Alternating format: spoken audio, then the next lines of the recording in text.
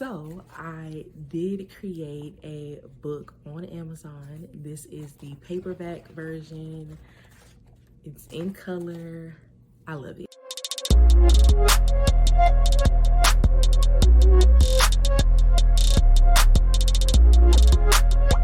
Hey boss, and welcome back. This is officially the first episode of the Passive Income Project series. So about a month ago, I posted a video introducing this series to my channel, and this series is basically where I'm going to be testing out all these different avenues of making passive income online. I'm super excited. I have so many things planned for this series, and I already have things in the works. So I said I need to go ahead and get episode 1 out because I want to truly update you all on this channel as we go along and let you know what results I'm getting, what tips I have, how I think you guys can do things better than when I'm doing them, and so much more. If you want to hear more about how you can publish your own book, not have inventory, and make passive income on it, stay tuned. Okay, so first things first, the number one thing I'm doing in this series is I'm actually going through and experiencing these passive income opportunities myself. So I did create a book on Amazon. This is the paperback version. It's in color. I love it. You can purchase this book. I will put the link below, and it's my book. It is 100 pages, I believe. This is the 8.5 by 11. It's like regular paper size. Look at that. I can't even. I am about to dive into all the steps that you need to take in order to create a workbook or a regular book on Amazon. Okay, so the platform that you need to use in order to publish a book on Amazon is called Amazon KDP. I am Amazon KDP. It's absolutely free to start. KDP stands for Kindle Direct Publishing, which means that Amazon takes the content that you upload, they print it when it is ordered, and they send it off to the customer. You never have to touch inventory or printing or anything like that. This is actually a proof. This is the initial proof. Guys, this proof was only $4 for this in color 100-page workbook. So I received my proof. I can also go on there and order author copies for, I think it's around $4 or $5 as well, so that I can have my own copies. It will not have the not for resale on it. The only reason why mine has that is because I ordered it when it was still in the proofing stage, because your book does go to a proofing stage and Amazon does have to approve it before it is uploaded. Okay, so the types of books that you can publish on Amazon are, number one, you can publish regular paperback chapter books. If you have an ebook, you can turn that into a chapter book and have it to where it is available for print. You can do journals. The brand strategy workbook does have pages that you can read, but the general basis of this workbook, which is what I love about it so much, is that it is a journal. It is literally a workbook. There are journal pages throughout.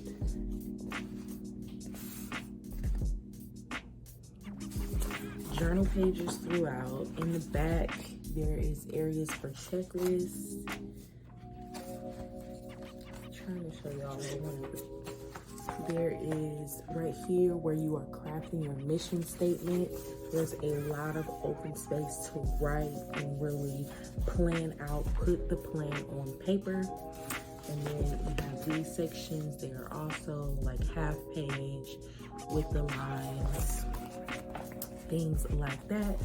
The next thing you can do is like an activity book. It can be an activity book for kids. It can be an activity book for adults. Any type of activity book, like word searches or like planner pages. You can do coloring pages. I've seen people do coloring pages for kids and sell and make really good money on Amazon doing so. You can also qualify to make your book in an ebook, and it will be circulated around Amazon's Kindle platform. And typically the type of books that can do this are like regular ebooks, information based, not anything with lines or activity pages. So if you have a book already written or you have an ebook, then you can publish those too. So after you have figured out what type of content your book is going to be, then you are going to get started with creating your manuscript. The way that you create your manuscript, I recommend using Canva. Now, let me explain something to you, because this is something that really confused me when I was initially creating the brand strategy workbook. Manuscript does not include your cover. The manuscript is all the pages inside of the workbook. You have to create a table of contents. On the page where it asks for the manuscript, there are a few clickable links that you want to pay attention to. The first one is the dimensions. You need to know what dimensions you are designing in, period.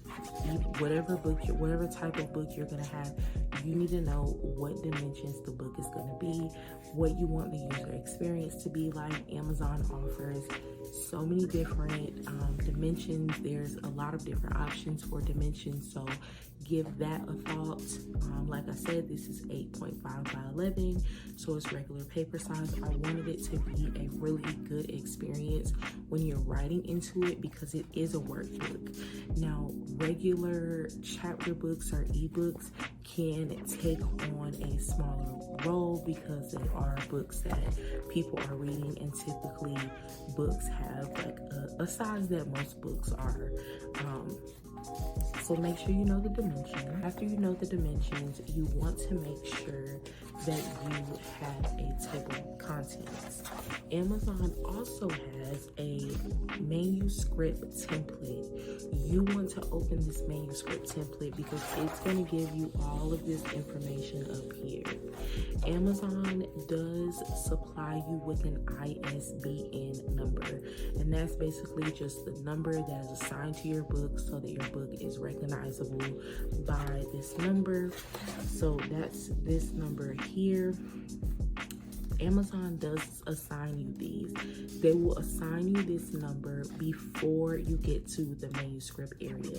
So you will be able to copy and paste your ISBN into your book. So this can be on a separate page as well, sort of in the middle of the page. I opted to have it on the same page as the table of contents because it is a workbook, and I really wanted to truly focus on the workbook and the workbook pages.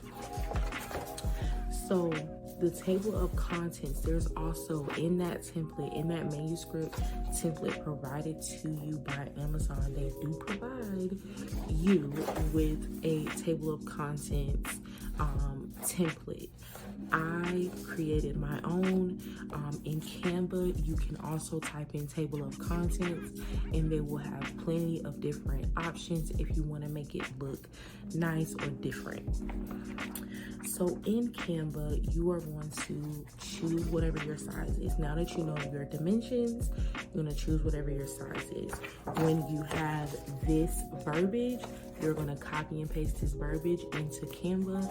You can either do it on a separate page or make it the same page as the table of contents, and then you are going to make your table of contents. After you make those pages, some pages to consider in your manuscript are an introduction page, even if you have a journal. It does not have to have your picture. Mine does, because I am branding myself as a digital biz coach. So I want people to know that this workbook it does not end at this workbook. It does not have to end at this workbook. I am a real person who created this workbook to help you grow your business. I also provide a free video course at the bottom of my introduction, so that I have the additional opportunity to interact with people who purchase this workbook. I also have a what to expect from this workbook in this in the sort of introductory area. And the next thing in Amazon is actually going to tell you that you need this in your manuscript. Section pages, chapter pages. Mine is section pages, and there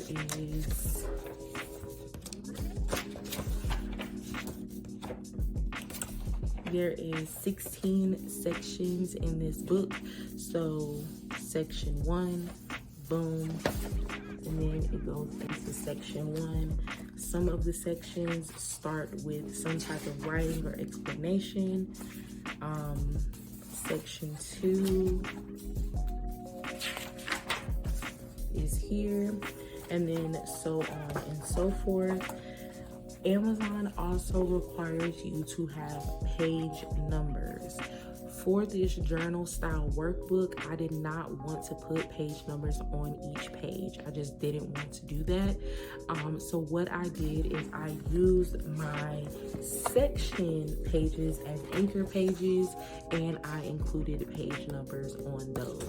So only the section pages have page numbers, and on the table of contents, it just defines each section and gives you the page number where that section starts.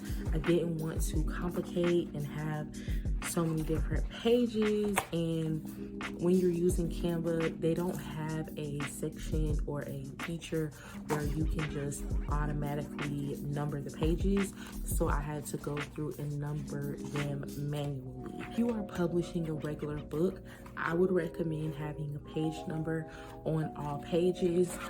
A lot of times people do not put page numbers on those introductory pages, but after that, you want to begin putting page numbers on every page if you have one of the regular books or an ebook or something like that.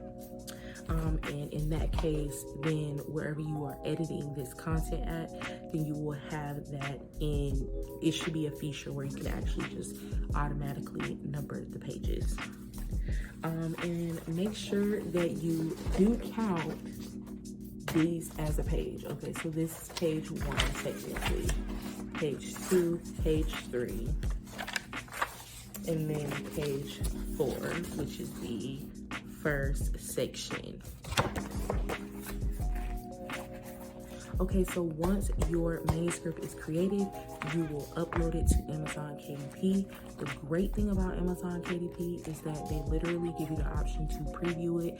You actually have to preview it every time you make changes and update. One major key that I want to leave you with when you are creating this process is give yourself grace. It might take a couple of times of you editing your manuscript and going through it and making sure it looks good.